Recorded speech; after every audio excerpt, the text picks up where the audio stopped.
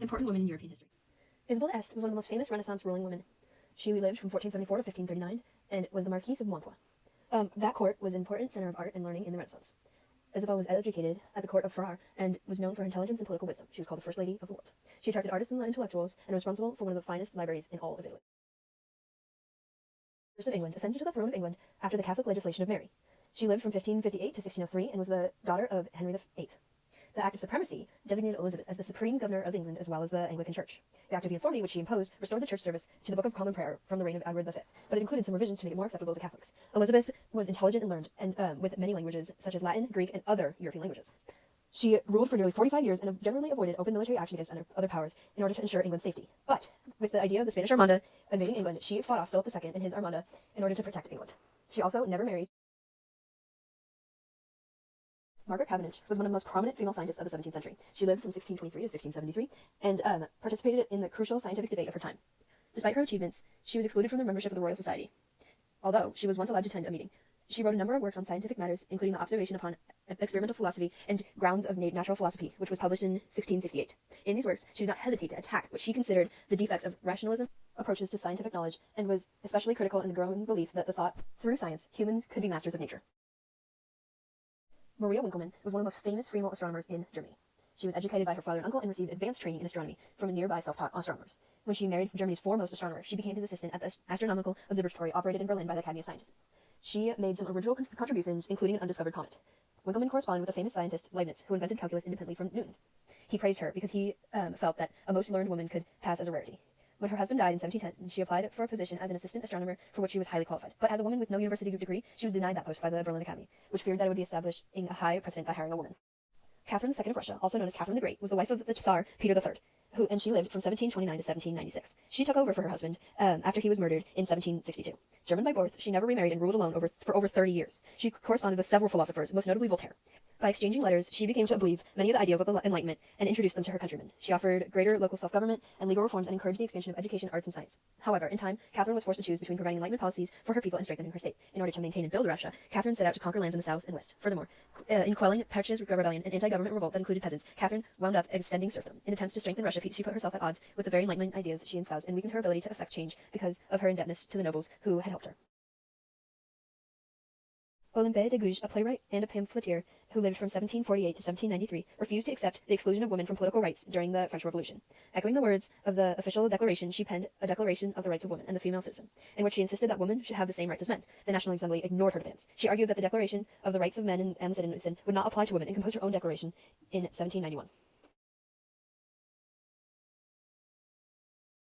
Queen Victoria of England ruled Britain during the First Revolution in England.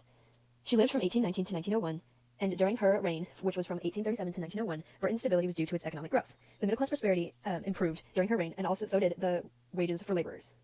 Britain felt national pride because of Queen Victoria. Her reign was also the longest in English history, and she felt a sense of duty and moral respectability, and that reflected in the attitude of her age, which has ever since been known as the Victorian Age. Florence Nightingale was a nurse during the Crimean War. She lived from 1820 to 1910, and she insisted on strict sanitary conditions, which saved many lives, and helped make nursing a profession for trained middle-class women. The British government allowed Nightingale to take groups of nurses to the Crimean front. Through her efforts in the Crimean War, Nightingale helped make nursing an admirable profession for middle-class women, as well as saving many, many lives for the British. Emmeline Pankhurst was a suffragette who wanted Parliament to grant women the right to vote. She lived from 1858 to 1928, and preferred a more radical approach. Her and her daughters founded the Women's Social and Political Union in 1903, which enrolled mostly middle and upper-class women. The member of her organization realized the value of the media and used annual publicity stunts to call attention to their demands. Divisively labeled suffragettes by male politicians, they pelted government officials with eggs, chained themselves to lampposts, smashed the windows of fashionable department stores, burned railroad cards, and went on hunger strikes in jail. In 1913, her accomplice, Emily Davidson, accepted martyrdom for the cause when she threw herself in front of the King's horse at a derby.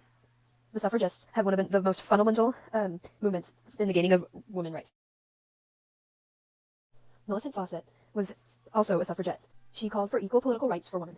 Many feminists believed that the right to vote was key to all the reforms to improve the position of women. The British women's movement was one of the most vocal and active in Europe, but divided over tactic. The liberal Millicent Fawcett organized a moderate group who believed that women must demonstrate that they would use political power responsible if they wanted Parliament to grant them the right to vote. The other more radical group included Emmeline Pankhurst.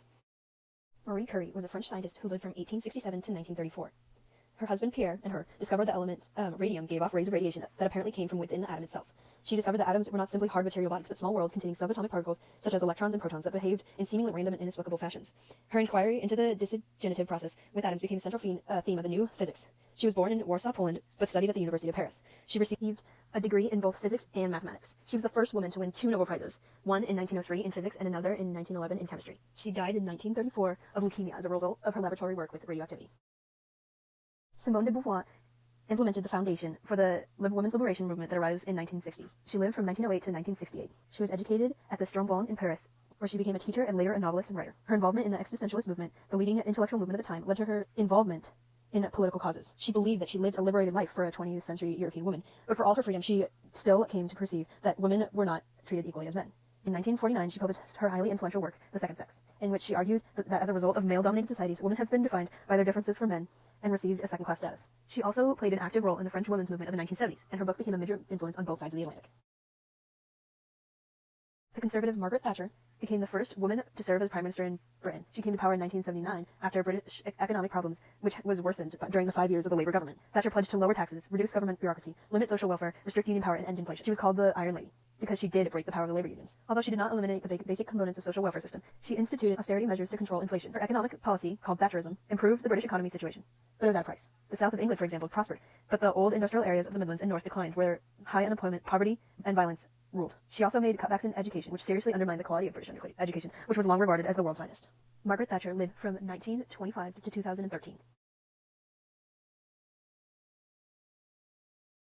Angela Merkel, the leader of the Christian Democrats, became the first female chancellor in German history in 2005. Merkel pursued healthcare reform and new energy policies at home while playing a leading role in the affairs of the European Union. After new elections in 2009, she began a second term as Germany's chancellor and has led the EU nations in attempting to solve the financial problems of several EU members, including Greece, Spain, Portugal, and Italy. She was born in 1954 and is still the Chancellor of Germany.